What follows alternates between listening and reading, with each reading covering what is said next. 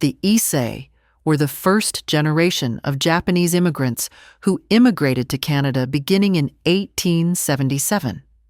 According to Anne Sunahara, most ISSEI arrived in Canada before the First World War and had spent an average of 30 years working in fishing, farming, and agriculture, or building up small businesses.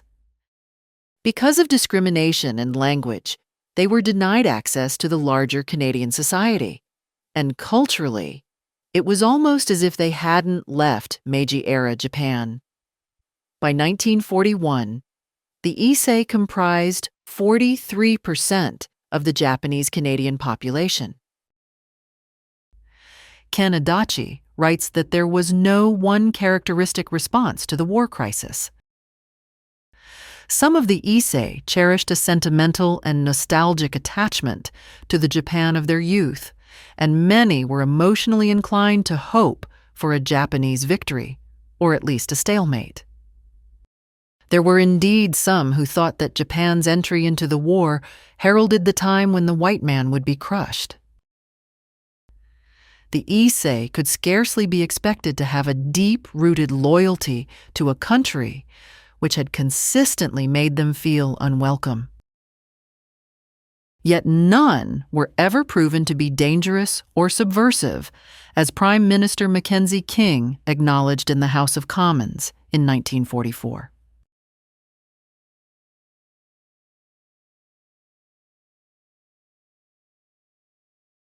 Like many male ISSEI, Koichiro Miyazaki had served in the Japanese armed forces, and even though he had lived in Canada for 13 years, he remained loyal to Japan. He believed Japan would be victorious in war. After Japan's attack on Pearl Harbor, Miyazaki wrote in his diary, "I felt light and almost began whistling. Images of the mighty warplanes, the bright red rising sun on their flanks as they flew over the Pacific came to mind." He reasoned that his response might have been an instinctive reaction, nurtured by the many years of discrimination he had suffered in Canada. Even though he graduated from the provincial teacher training program at Vancouver Normal School in 1932, he and anyone of Japanese ancestry were excluded from teaching in the public school system. As the principal of the Fairview Japanese Language School and a journalist for the Tairiku Nippo Japanese language newspaper, Miyazaki was a well-respected member of the Japanese-Canadian community. In spite of his loyalty to Japan, he believed that war is an obscene and cruel act perpetrated by human beings. He and his daughter Reika welcomed King George and Queen Elizabeth during their royal visit to Canada in 1939. When he announced to his students that the school would close, he tried to provide some comfort. "The day when Japan and Canada are good friends will come again. You are all Canadians. Please become good Canadians. I cannot tell you when I'll see you again, but it might be very soon. So, let's wait for that day." Miyazaki wrote in his diary that everyone is free to choose their own way. "The last thing I want to do is influence others." He would fight his war as a dignified enemy alien by refusing to be sent to a forced labor camp. He chose to become a beautiful prisoner rather than fight against his own flesh and blood and the country of his birth. He had tears in his eyes, recognizing that his choice would bring suffering to his family and himself. On March 7, 1942, Koichiro Miyazaki was jailed in the Vancouver Immigration Building. 5 weeks later, he was sent to a prisoner of war camp in Ontario.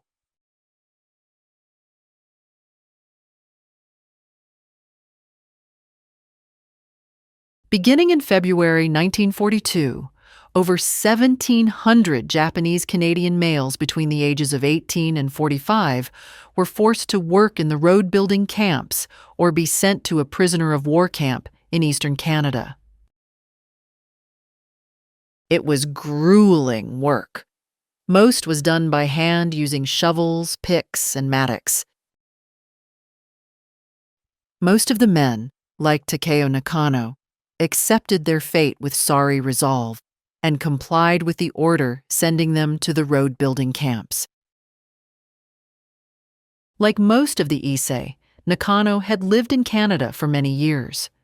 Arriving at the age of 17, Canada had been his home for more than 21 years. Nakano, his wife Yuki, a teacher at the Japanese language school, and their 8-year-old daughter Toshimi lived in Woodfibre, BC, a small town 63 kilometers north of Vancouver. He worked in the pulp mill.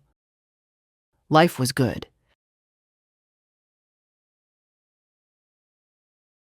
Prior to being sent to a forced labor camp, Nakano and all other Japanese-Canadian men, women, and children living outside Vancouver were incarcerated at the Pacific National Exhibition. The livestock barns had been hastily converted into a prison for the 8,000 Japanese-Canadian men, women, and children awaiting transfer to the camps. In his book, Within the Barbed Wire Fence, Nakano describes being herded into a building normally used to house livestock, his nostrils offended by a strong stench of cows and horses. He felt nauseous. Within days, Nakano and 150 Japanese-Canadian men were transported by rail to the Yellowhead Blue River Highway road building camps in mid-eastern British Columbia. When they first arrived, the men were housed in rail cars, and the food, conditions, and pay were miserable. But far worse was the fact that Nakano and the other men desperately missed their families. The government was not prepared for the resistance of the men in the road-building camps. Peaceful protests included strikes, slowdowns, and sit-downs. 13 men were arrested for staging a sit-down strike and sent to a prisoner of war camp. The men at the Solsqua road-building camp were prohibited from mailing letters or correspondence because government officials were afraid their complaints might reach the defiant Nisei mass evacuation group or the media.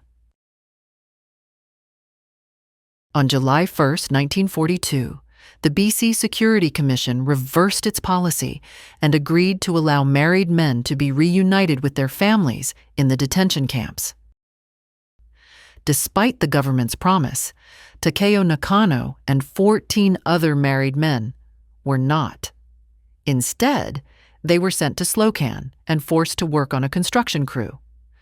When the men refused to work and attempted to negotiate with the Security Commission, they were arrested and jailed in the Vancouver Immigration Building before being shipped to Prisoner of War Camp 101 in Angler, Ontario. It would be another 16 months before Nakano and his family would be reunited.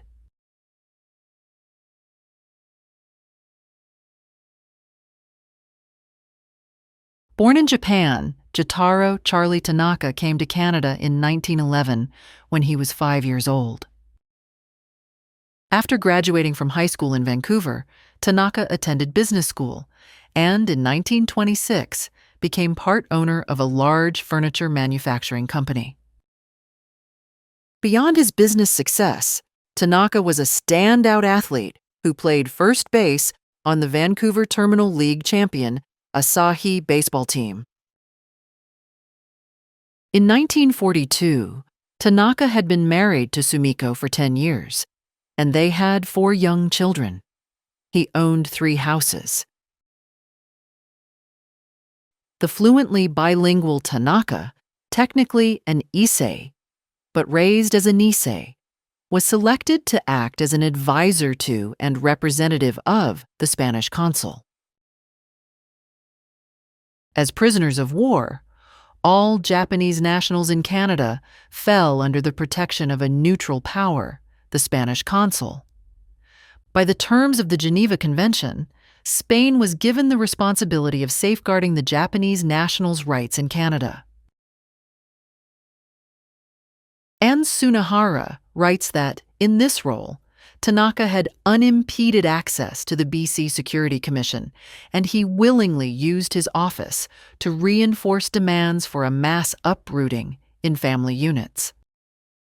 Tanaka told RCMP Assistant Commissioner Frederick Meade that the men in the road camps should be sent to the ghost towns to build accommodation for the women and children. Otherwise, that accommodation would not be ready before winter.